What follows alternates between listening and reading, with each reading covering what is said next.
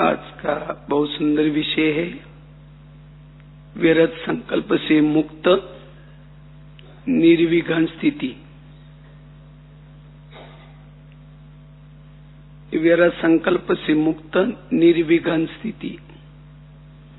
अभी बाबा ने हम सभी के लिए होमवर्क दिए हैं। व्यर्थ से क्या होना है? मुक्त। व्यर्थ संकल्प से मुक्त। तब हम कैसे बनेंगे? निर्विघ्न।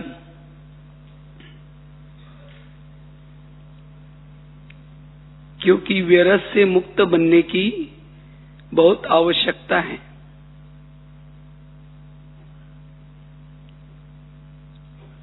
अगर हमारे संकल्प व्यर्थ चलेंगे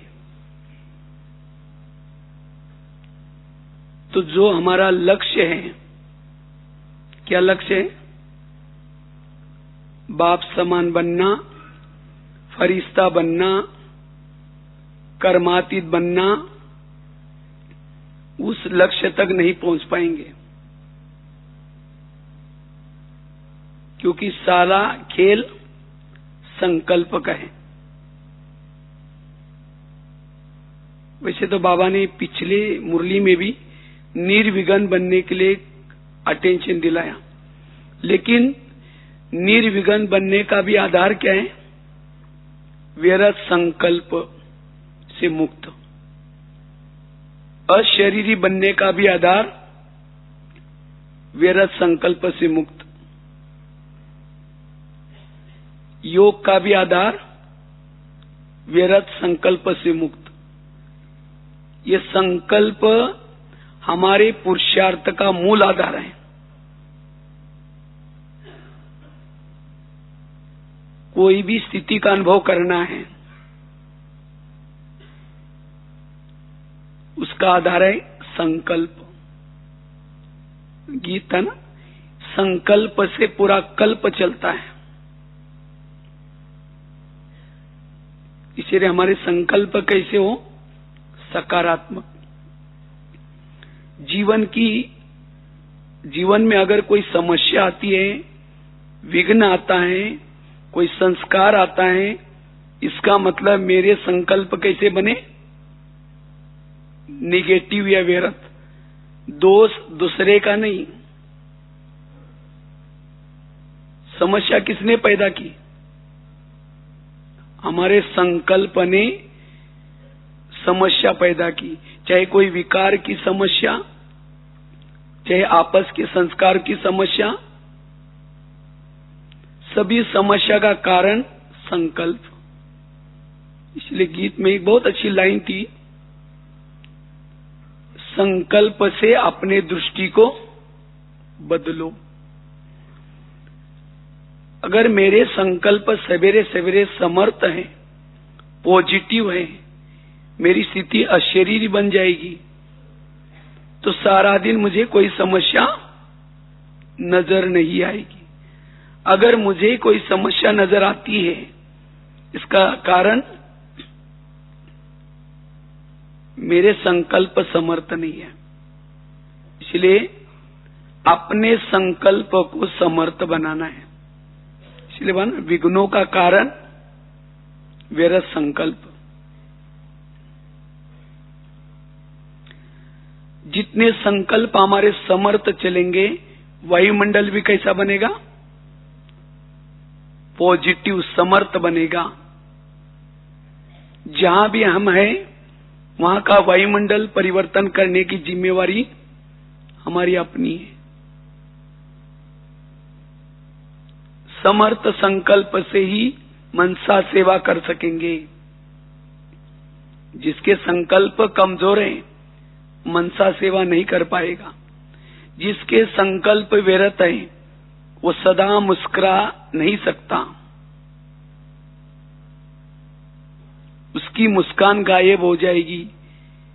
पता चलता है इसके मन में कुछ व्यर्थ चल रहे हैं। चेहरा खुश नहीं होगा। और जिसका चेहरा खुश नहीं, औरों की सेवा कैसे करेगा? जिसके संकल्प व्यर्थ है, वाणी में भी बल नहीं आएगा। उसकी वाणी भी कैसी होगी? कमजोर, दृष्टि भी कमजोर, उसकी वृत्ति भी कमजोर बनेगी। इसलिए बाबा कहते हैं अपने संकल्प को समर्थ बना, व्यर्थों से मुक्त बना। जैसे कोई भी बीमारियां पैदा होती है दुनिया में, शरीर की बीमारी, क्यों? भोजन में कोई ना कोई प्रॉब्लम। इसी तरह आत्मा की बीमारी का कारण क्या है? संकल्प आत्मा का भोजन है। जितना हमारा संकल्प रूपी भोजन समर्थ है, उतना विकारों के बीमारियों से हम बच सकेंगे। थोड़ा भी अगर निगेटिव भोजन खाया,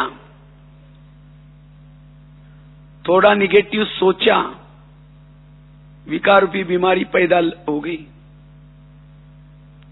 इसलिए हमें अगर अपने संस्कारों को भी बदलना है तो संकल्प कैसे चाहिए? समर्थ। व्यर्थ संकल्प से अंतर्मुक्ता भंग हो जाती है। जो व्यर्थ सोचता है अंतर्मुखी नहीं बन सकता। व्यर्थ सोचने से एकाग्रता भी भंग हो गई, शांति भी भंग हो गई।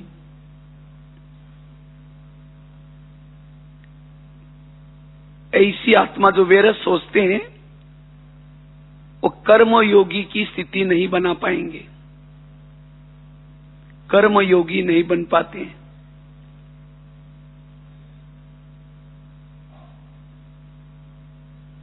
जो व्यर्थ सोचता है ना सोमान में रह सकता, न स्वधर्म में टिक सकता। जो व्यर्थ सोचता है अंदर से, इसलिए अगर सोमान में स्थित रहना है, स्वधर्म में टिकना है, व्यर्थों से मुक्त।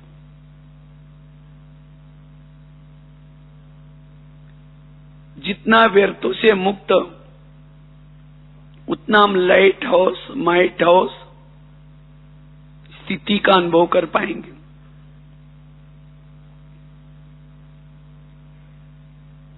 जैसे पानी स्थिर है, कोई भी चीज को देख सकेंगे, चंद्रमा को देख सकेंगे। पानी में एक पत्थर डालेंगे, चंद्रमा को देखेंगे? नहीं दिखाई पड़ेगा। इसी तरह जितना मन स्थिर, व्यर्थों से मुक्त, चुप, उतना उस मन में हम अपनी आत्मा को स्पष्ट देख सकते हैं, जिसको बाबा कहते हैं आत्मदर्शन, स्वयं का दर्शन। और जिसको स्वयं का दर्शन होता है, उसके जीवन में कोई विघ्न ही नहीं होगा। उसको अंदर से वो अति इंद्रिय सुख मिल रहा है, उसका समय सफल हो रहा है, वाइब्रेशन अच्छी फैल रहे उसे, जो अपनी आत्मा को देख रहा है। इसको ही कहते हैं आत्मा अभिमानी स्थिति। बुद्धि रूपी नेत्र में सदा आत्म ज्योति दिखती रहे। और जिसको अपनी आत्म ज्योति दिखेगी, उसको दूसरे का भी शरीर नहीं दिखता। ये तो कई कहते हैं हम किसी को देखते हैं उसका शरीर नजर आता है। क्यों? इसका मतलब हम सोल कॉन्शियस में नहीं है। और क्यों नहीं है? अंदर नेगेटिव कुछ चल रहा है। और जितना नेगेटिव व्यर्थ संकल्प चलते हैं मन में, उतना बुद्धि अस्वच्छ बनती है। अस्वच्छ बुद्धि, बुद्धि क्लीन क्लियर नहीं होगी, निर्णय शक्ति खत्म हो जाती है। व्यर्थ सोचने से, इसलिए बाबा कहते बच्चे व्यर्थ से मुक्त बनो, निर्विघ्न बन सकेंगे।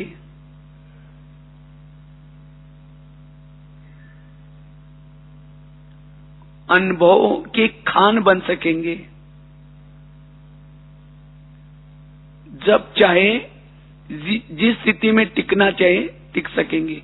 इसीलिए बाबा ने कहा मन को स्टॉप करो, स्टॉप हो जाए। इसलिए वेरस से मुक्त बनने का पुरुषार्थ करना है। जितना वेरस से मुक्त रहेंगे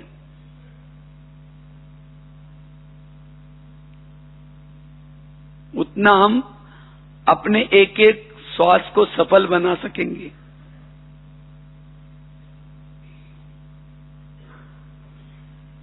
विघ्नों का मूल कारण संकल्प निगेटिव। निगेटिव संकल्प चलने से भावनाएं भी निगेटिव बनती है। आज कई भाई बहने कहते हैं हम बहुत मेहनत करते हैं, पुरुषार्थ करते हैं, लेकिन हमें आत्मा का अनुभव नहीं होता अभी तक। आत्मा का अनुभव क्यों नहीं हुआ? वेरस सोचने से आत्मा का अनुभव नहीं होगा। वेरस सोचना अर्थात एक प्रकार की लीकेज है।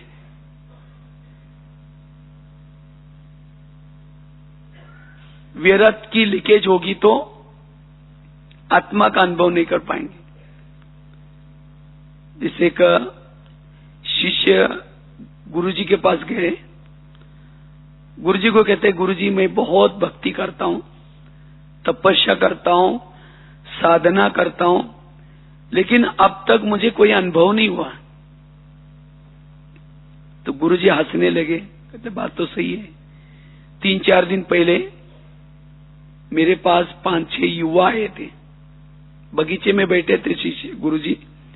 जब युवा आए तो उनको बहुत प्यास लगी थी, तो उन्होंने कहा कि ठीक है, जो बाजू में कुआं है वहां जाओ।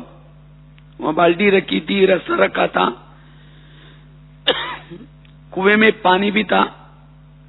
तो वो 5-6 युवा गए, उन्होंने बाल्टी को रस्सा बांधा, नीचे छोड़ दिया, हिला करके पानी भरा, लेकिन जब ऊपर खींचा पानी कुछ नहीं मिला। फिर दोबारा बाल्टी डाली, फिर दोबारा खींचा, कुछ नहीं मिला। फिर तीसरी बार, चौथी बार, लास्ट में परेशान होकर चले गए।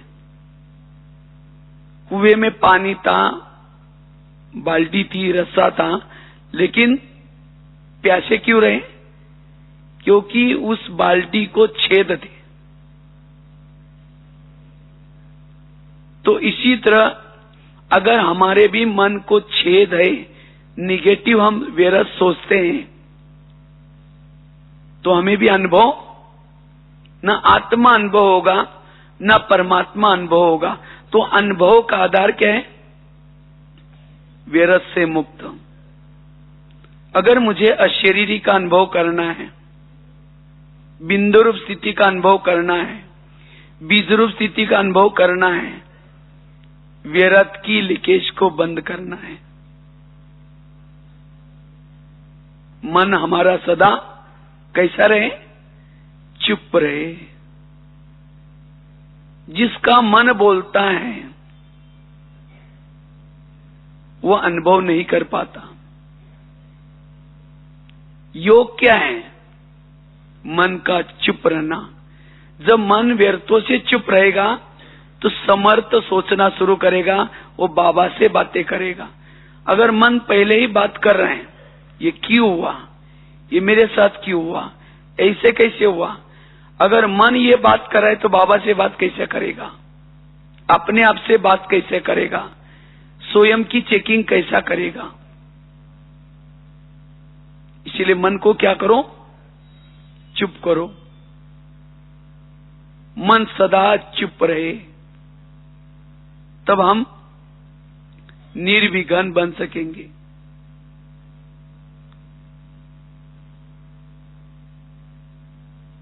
तो हम निर्विघ्न बनना है, व्यर्थों से मुक्त बनना है, उसके लिए कुछ बातों का अभ्यास करना है, पुरुषार्थ करना है। तो सबसे पहली बात है, अगर व्यर्थों से मुक्त बनना है, आज हमारे मन में क्यों निगेटिव चलता है, व्यर्थ क्यों चलता है? उसका सबसे पहला कारण है, किसी के प्रति अगर हमारी वृत्ति नेगेटिव है तो हमारे मन में भी नेगेटिव चलेगा। इसीलिए अगर मन को चुप रखना है, इसलिए पहले क्या करना पड़ेगा, वृत्ति को पॉजिटिव बनाना पड़ेगा। अगर किसी के प्रति मेरी वृत्ति नेगेटिव है, उस व्यक्ति को देखते ही संकल्प भी नेगेटिव चलेंगे। और वृत्ति भी बनी कैसी, नेगेटिव सोचने से वृत्ति बन गई। और एक बार अगर वृत्ति नेगेटिव बन गई तो फिर वृत्ति में चली गई बात कोई भी तो सोच ज्यादा चलते हैं। इसलिए अपने वृत्ति को, जिस व्यक्ति के प्रति हमारे नेगेटिव संकल्प चलते हैं या विघ्न निर्माण होते हैं, उस बात के लिए हमें क्या बनना पड़ेगा अभी, पॉजिटिव। और पॉजिटिव बना करके वृत्ति को बदलना है। अपनी भावना उस बात के बारे में पॉजिटिव बनाना है। और जब तक भावना नहीं बदलेंगे तब तक व्यर्थों से मुक्त नहीं होंगे। तो भावना किसी ने बनाई, मन ने बनाई। मन ने नेगेटिव सोचा, अब उस मन को हमें क्या करना है, बात करके पॉजिटिव सोचना है। हे मन, जिसके लिए तुम नेगेटिव सोच रहे, वो तो मेरा आत्मा भाई है। अगर उसने मेरे साथ कुछ किया भी है तो ये मेरे कोई पिछले जन्मों का क्या था, हिसाब किताब था। अब तुम्हें सोचने की कोई जरूरत नहीं। और वास्तव में मन जो सोचता है, मन तो मालिक तो नहीं है ना।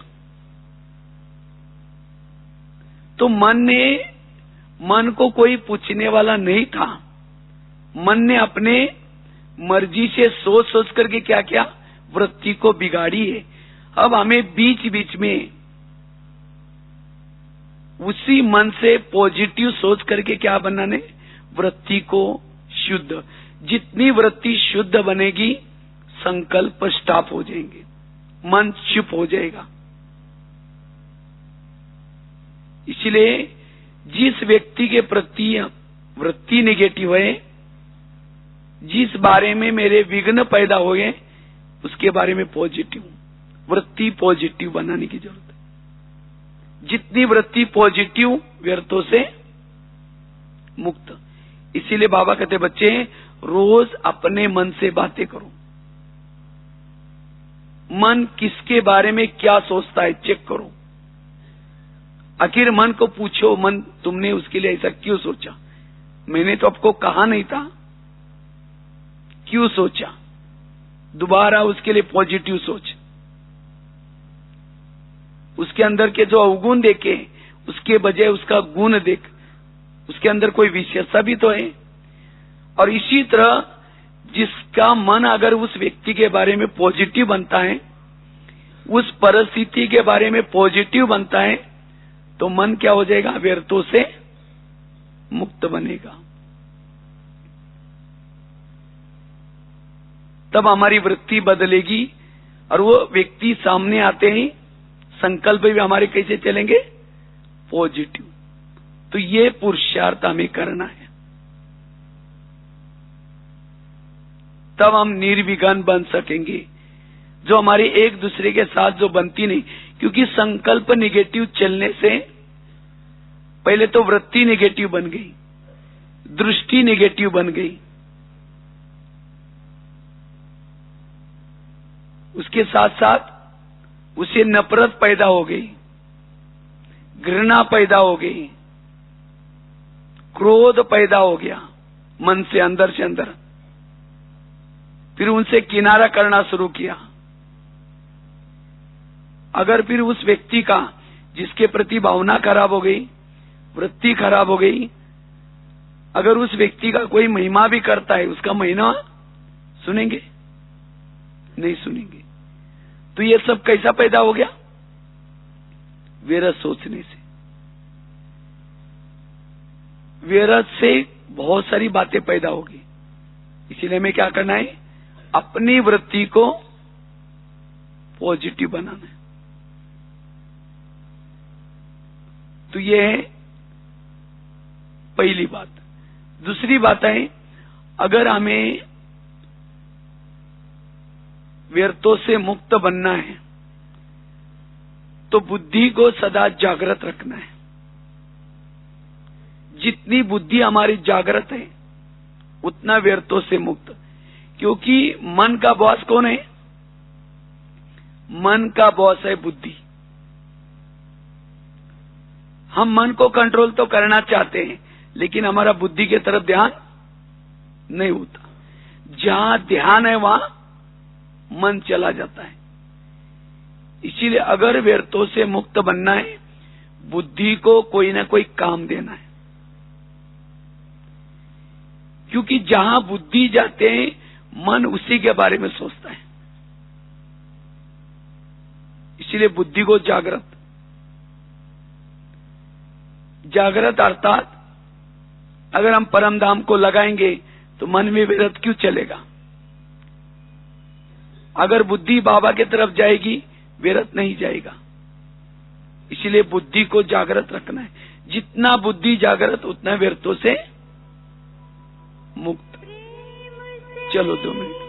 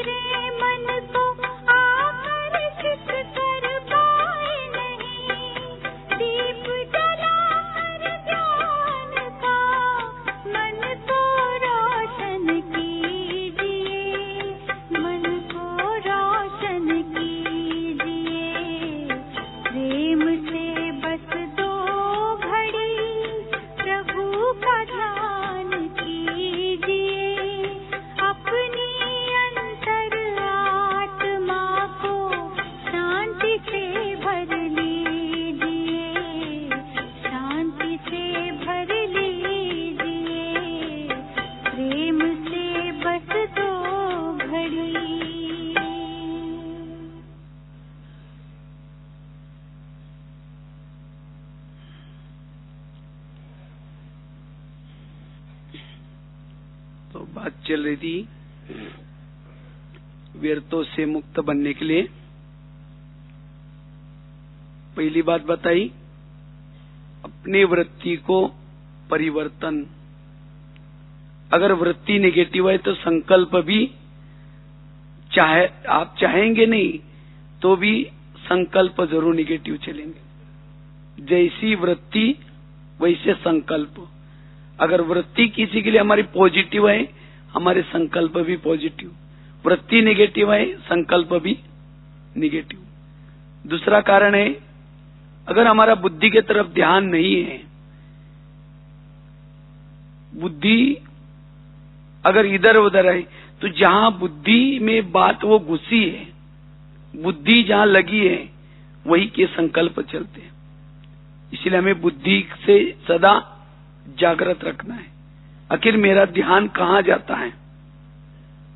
जहां ध्यान है वहां मन जाता है।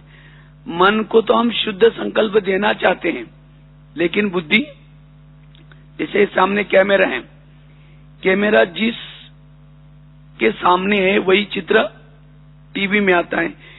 इसी तरह बुद्धि कैमरा है, मन टीवी है। तो अगर मेरे संकल्प नेगेटिव चलते हैं, इसका मतलब वहां मेरी बुद्धि अटकी है। इसलिए बाबा क्यों कहते हैं, बच्चे सारा दिन आपकी बुद्धि कहीं भी न अटके, न लटके, न चटके। अगर बुद्धि कहीं अटक गई, वहां के संकल्प चलना शुरू हो जाएगा। इसीलिए बुद्धि को हमें सदा जागृत रखना है। बुद्धि रूपी नेत्र से देखना है। बाबा को देखो, परमधाम को देखो। जितना बाबा बुद्धि से देखने में लगाएंगे, संकल्प नहीं चलेंगे। जिसको बाबा कहते साक्षी अवस्था बन जाएगी। इसीलिए बुद्धि से सदा जागृत रहना है।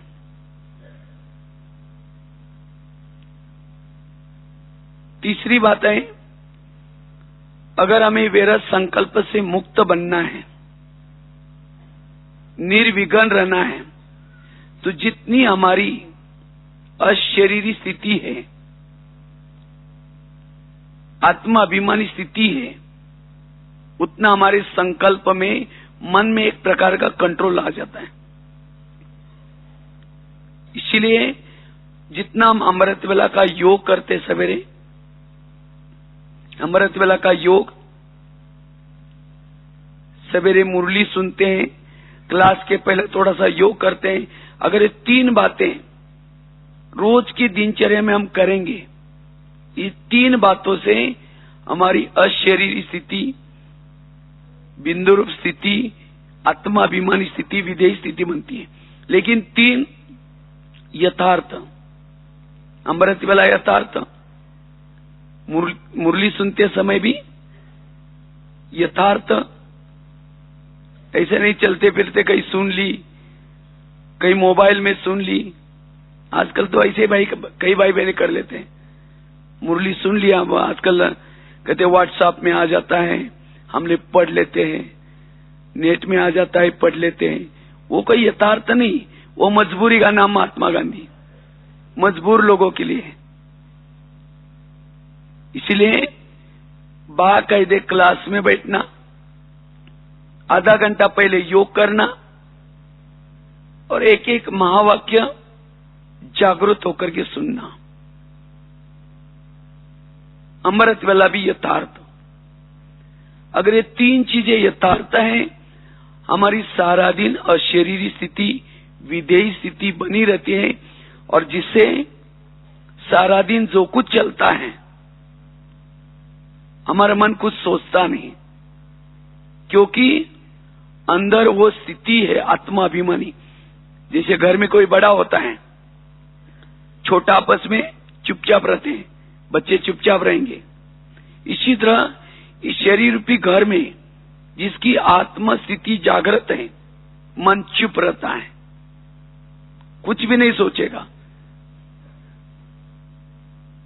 व्यर्थों से मुक्त रहेंगे, संकल्प ही नहीं चलेगा। उपराम, वैरागी, अंदर से वो अतीन्द्रिय सुख मिलेगा। इसीलिए आत्माभिमानी स्थिति, अशरीरी स्थिति,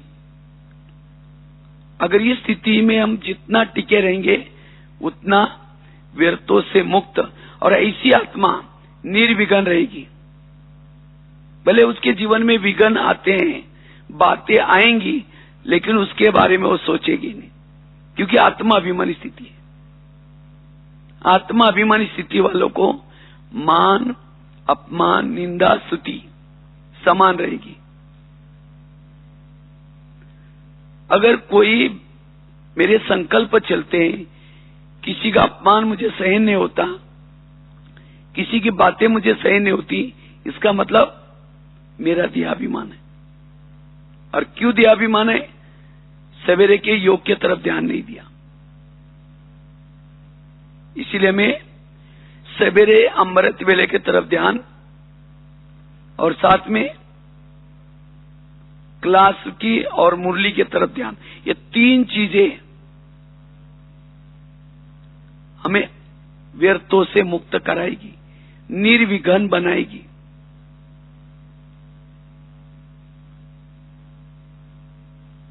ये तीन चीजों का अभ्यास। कितनी बातें बताई? पहली बात बताई, अपने वृत्ति को बदलना है। और वृत्ति कैसी बदलेगी? मन से बात करने से। जिसके प्रति मन ने वृत्ति निगेटिव बनाई है, उसके लिए मन से बात करो, हे मन, जिसके लिए तुम सोच रहे हो वो तो मेरा आत्मा भाई है, और तुम उसके लिए निगेटिव सोच करके तुम मुझे दूर कर रहे हो, हमारे में झगड़ा लगा रहे हो। इसीलिए मन, आगे से कभी भी उस व्यक्ति के बारे में ऐसा नहीं सोचो जिसको बाबा भी कहता है मीठे बच्चे, और तुम कहते हो उसको कोई अक्ल नहीं है। ये तुमको किसने कहा? आगे से तुम्हें नहीं। इसी तरह अपने मन के लिए शक्ति बना दो। अब होता क्या है, हम मन के अधीन होते हैं। जब कोई व्यक्ति के बारे में मन सोचता है, आत्मा चुपचाप होकर के बोल दो, कोई बात नहीं, सोचो। और जितना मन सोचता है वो हमारी भावनाओं को बिगाड़ देता है, वृत्ति को बिगाड़ देता है। और एक बार वृत्ति में चला गया, उसके लिए फिर न संस्कार टकराओगे, विघ्न पैदा होंगे। इसीलिए निर्विघ्न बनना है, वृत्ति बदलना जरूरी है। दूसरी बात कौन सी बताई? बुद्धि को जागृत रखना है, क्योंकि जहां बुद्धि जाते है मन जाता है। अगर मन में कोई संकल्प चल रहे, बुद्धि से बात करो, बुद्धि तुम कहां हो, उस बात के बारे में क्यों मन तुम वहां क्यों देख रहे? क्योंकि बुद्धि तो देख रहे, तब तो जाकर संकल्प चल रहे। इसलिए बुद्धि को जागृत। तीसरी बात, अशरीरी विधेय स्थिति का, आत्माभिमानी स्थिति का अनुभव। चौथी चीज है, वैसे तो गला खराब है थोड़ा, बीच में अभी यूपी में गए थे, वहां अचानक ओले गिरे थे, और वहां मौसम थोड़ा बहुत ठंडा मौसम हो गया। और वैसे भी 3-4 दिन में करीबन 16 कॉलेज में लेक्चर था, इसीलिए थोड़ा सा, फिर भी ड्रामानुसार ठीक हो जाएगा कल परसों। तो बात बता रहे थे, पहला बता, चौथी बात है योग। व्यर्थ संकल्प क्यों चलते हैं? योग की कमी। जितना हम योग युक्त रहते हैं, ज्वाला स्वरूप स्थिति का अनुभव करते हैं, तो ज्वाला स्वरूप स्थिति में रहने से हमें जो अतीन्द्रिय सुख मिलता है, वो सुख के सामने विघ्न कुछ भी नहीं है। अगर कोई जीवन में विघ्न आता है या मन और बुद्धि में सोच चलते हैं, उसका कारण है योग की कमी, सुख की कमी। जितना हम योग के द्वारा सुख लेंगे बाबा से, उतना हमारा मन चुप रहेगा, व्यर्थों से मुक्त बनेगा। इसीलिए हम अपने दिनचर्या में योग को विशेष महत्व दें। अब योग ही नहीं करेंगे, शाम के नुमा शाम का है, रात को है, जो भी बाबा ने योग के टाइमिंग, हम बिजी रहते हैं, बस दिन में आधा घंटा कुछ किया, पूरा हो गया। अब योग ही नहीं है तो सारा दिन मन निगेटिव सोचता रहता है, व्यर्थ सोचता रहता है।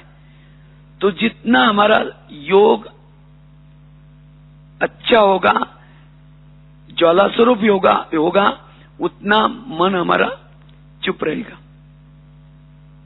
व्यर्थों से मुक्त रहेगा, उतना हम निर्विघ्न रह सकते हैं। अब कई सोचते हैं ये विघ्न पूरा हो जाएगा ना, रोज क्लास करेंगे, रोज अमृतवेला उठेंगे,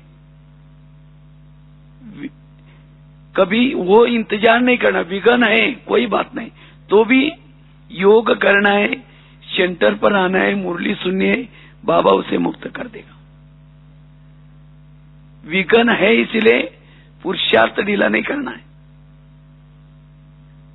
नहीं तो कई सोचते ये विघ्न पूरा हो जाएगा तब फिर कर लेंगे, और विघ्न बढ़ता जाएगा। विघ्न है तो भी हमें विघ्नों में तो और पुरुषार्थ करना है, और हमें क्या करना है, लगन लगानी है, क्योंकि विघ्नों में हमारा टाइम बहुत वेस्ट हो जाता है, जितना कमाया खत्म। इसीलिए हमें विशेष योग के तरफ ध्यान, उससे हम निर्विघ्न बन सकते हैं। इससे जितना हम योग करते हैं, योग से आत्मा तृप्त बन जाती है, भरपूर बन जाती है, आत्मा का मनोबल बढ़ता है, और जिसके आत्मा का मनोबल ऊंचा है, शक्तिशाली है, उस मन में संकल्प नहीं चलेंगे। इसलिए व्यर्थों से मुक्त बनने के लिए बीच बीच में योग के ऊपर हमें अटेंशन देना है, रोज की दिनचर्या में। और वो योग भी कैसा, यथार्थ। ऐसे नहीं बैठ गए, मन एक तरफ है, बुद्धि एक तरफ है, 1 घंटा योग करना है, ऐसा योग किया तो सारा दिन संकल्प विकल्प चलते रहे। कई योग में बैठे तो भी सुन रहे हैं, क्या सुन रहे, सारा दिन किसी ने कुछ बोला वो सुन रहे, बोल भी रहे, देख भी रहे। योग में बैठना अर्थात सुनना बंद, सोचना बंद, बोलना बंद, एकदम चुप, साइलेंस। और तब उस योग से हमारा मनोबल बढ़ता है, मन की शक्ति बढ़ती है, और जब मन की शक्ति बढ़ेगी व्यर्थों से मुक्त बनेंगे। इसलिए मैं यथार्थ योग, लगन वाला, बाबा ने मुझे कितनी प्राप्ति कराई, बाबा ने मुझे क्या से क्या बनाया, लगन वाला योग करने से ही व्यर्थों से मुक्त। ऐसा हम योग करना है जिससे आत्मा बैटरी चार्ज हो जाए।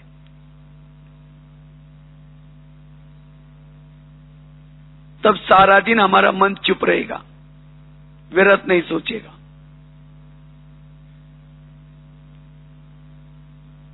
पांचवी बात है, अगर व्यर्थों से मुक्त बनना है, सोमानों के अभ्यास।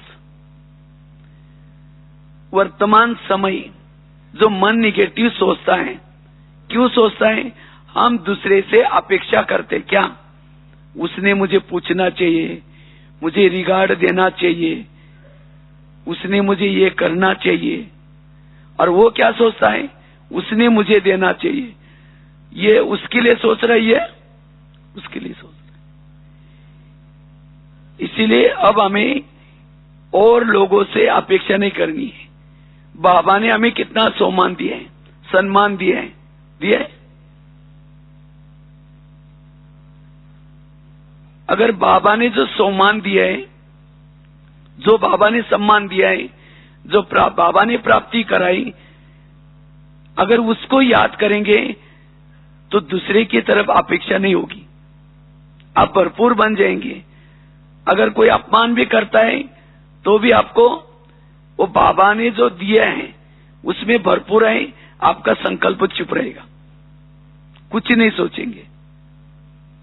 इसलिए जो सोमान में नहीं रहते, जो सोमान का अनुभव नहीं करते, उनका मन सोचता रहता है, निगेटिव सोचता है।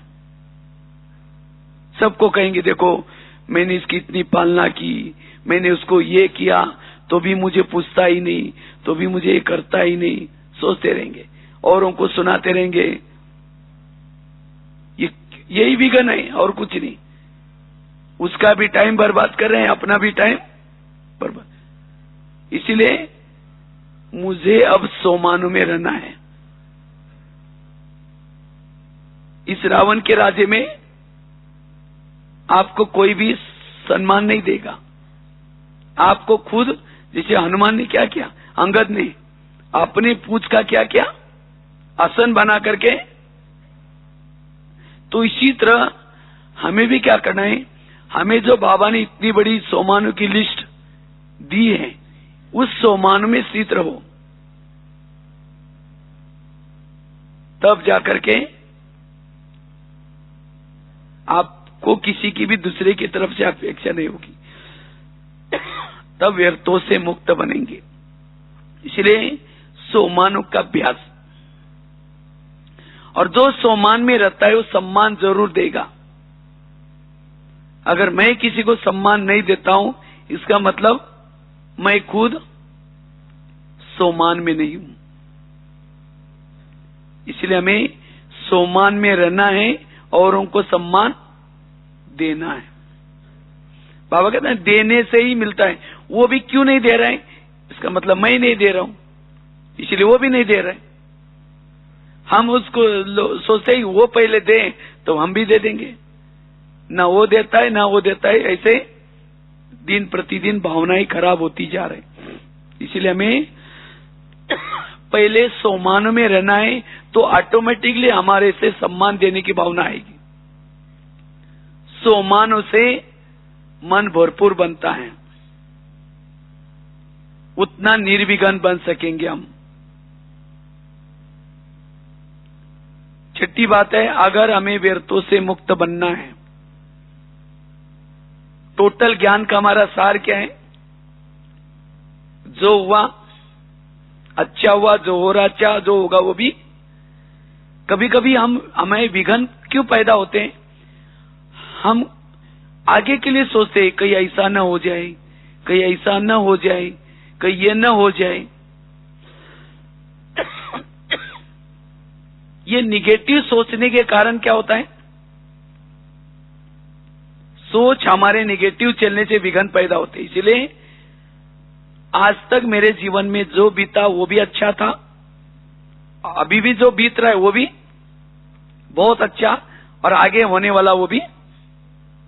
इसीलिए मन को निश्चिंत रख दो, मन को समझाओ कि मन तुम कुछ नहीं सोचो, आज सारा दिन मेरा जो कुछ होने वाला है बहुत अच्छा होने वाला है। अगर कुछ किसी ने गाली भी दी तो भी बाबा ने कहा वाह वाह करो।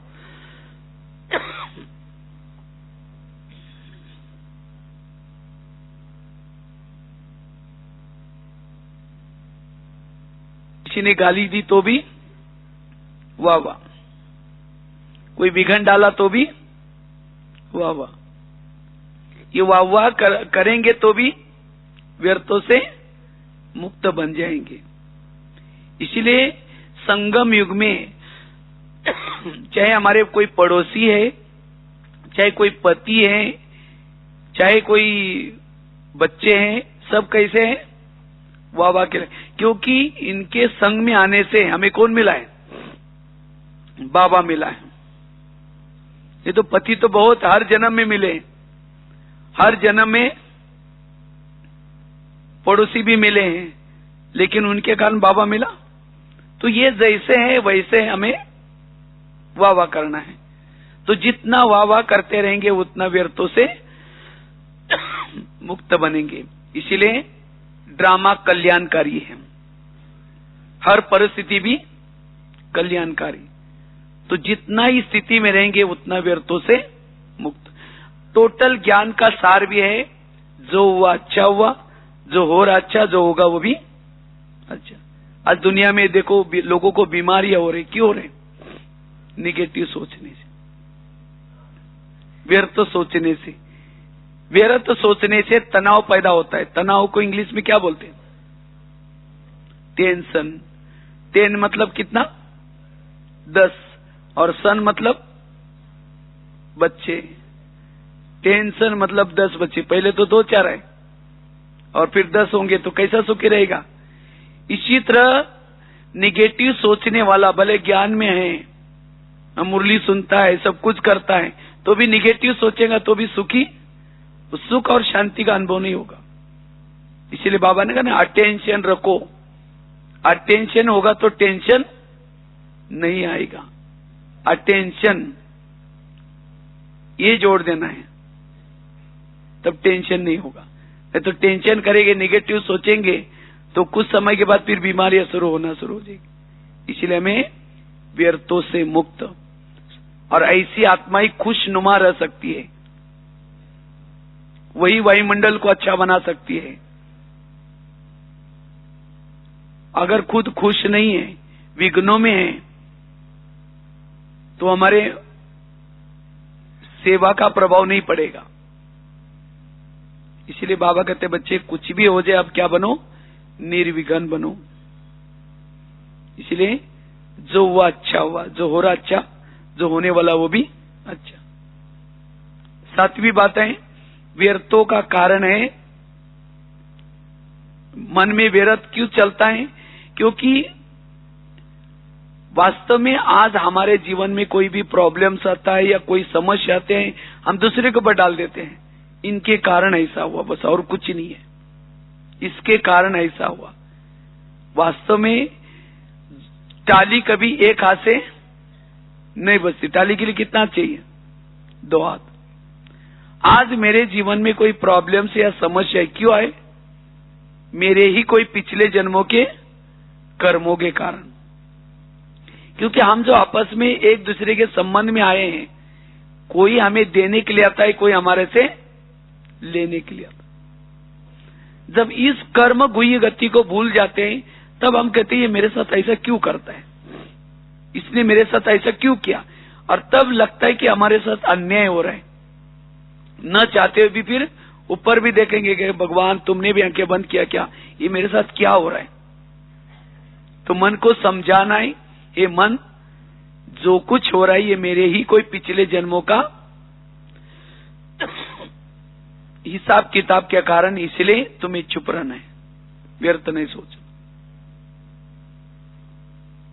कर्मों से दुनिया चलती है, कर्मों से ही सब कुछ विघ्न या परिस्थिति आती है, और विघ्न और परिस्थिति आते हैं आगे बढ़ाने के लिए।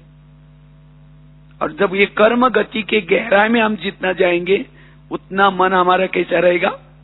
चुप रहेगा। ऐसे विघ्न होते भी हमारी स्थिति कैसी रहेगी? निर्विघ्न। विघ्न आते हैं लगन बढ़ाने के लिए, आगे बढ़ाने के लिए, लेकिन कौन आगे बढ़ेगा? जो विघ्नों के समय व्यर्थों से मुक्त है। विघ्नों के समय सोचने वाला पीछे आ जाएगा, फिर पीछे जाएगा। जो बुराई में भी अच्छाई देखता है, निगेटिव बातों को पॉजिटिव में लाता है, वही क्या बनेगा? वही व्यर्थों से मुक्त बनेगा। कोई भी आपके सामने कोई बुराई आते है, उसको क्या बना दो? पॉजिटिव। बुराई में भी अच्छाई देखो, मन चुप रहेगा।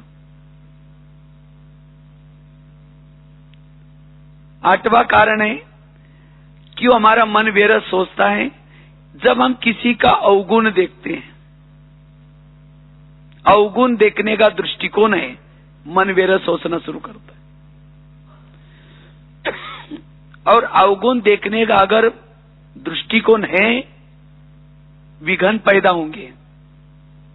इसलिए हमें क्या बनना है? हंस बनना है। और हंस बन करके सबके गुण रूपी मोती चुगो। और जितना हम हंस बन करके गुण लेते हैं, सबके गुण, अवगुण देखना यही वास्तव में व्यर्थों का कारण है। इसलिए हमें किसी का भी अवगुण नोट नहीं करना, निर्विघ्न बन जाएंगे।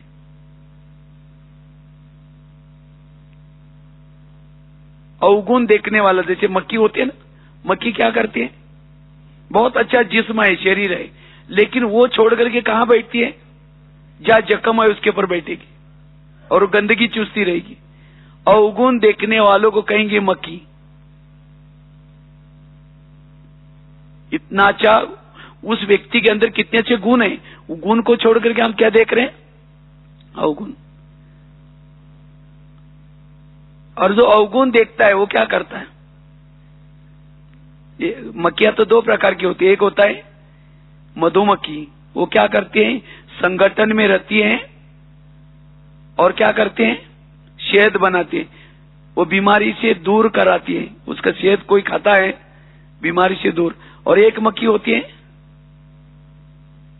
वो अकेली घूमेगी, अकेली घूमेगी और बीमारी फैलाएगी। जो अवगुण देखता है वो बीमारी फैलाता है, वो विघ्न पैदा करता है। और गुण देखने वाला निर्विघ्न बनेगा। इसीलिए बाबा कहते बच्चे गुणग्राही। व्यर्थों का बहुत बड़ा कारण है अवगुण देखना।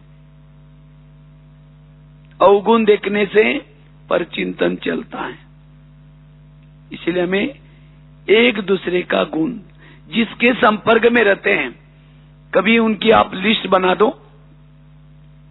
लिस्ट बना करके जो रोज आपके दिनचर्या में जो लोग खास तो संपर्क में आते, चाहे घर में चाहे ऑफिस में, कभी उनकी लिस्ट बना करके उस व्यक्ति में क्या गुण है, इस व्यक्ति में क्या गुण है, इस व्यक्ति में क्या गुण है, उसको नोट करो।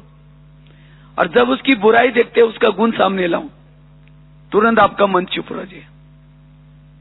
हर एक में कोई विशेषता है, लेकिन हुआ क्या है? अब अवगुण हमें देखते देखते इतनी भावना खराब हो गई, हमारी दृष्टि भी खराब हो गई। अगर कोई अच्छा काम करता है, सेवा भी करता, हमें वो क्या दिखता है? उसका अवगुण ही दिखता रहता है। और उसके लिए बारे में हम सोचते रहते हैं, ये ऐसा करता है, ईर्ष्या, घृणा। इसीलिए बाबा कहते बच्चे गुण देखो, व्यर्थों से मुक्त बनेंगे, निर्विघ्न बनेंगे।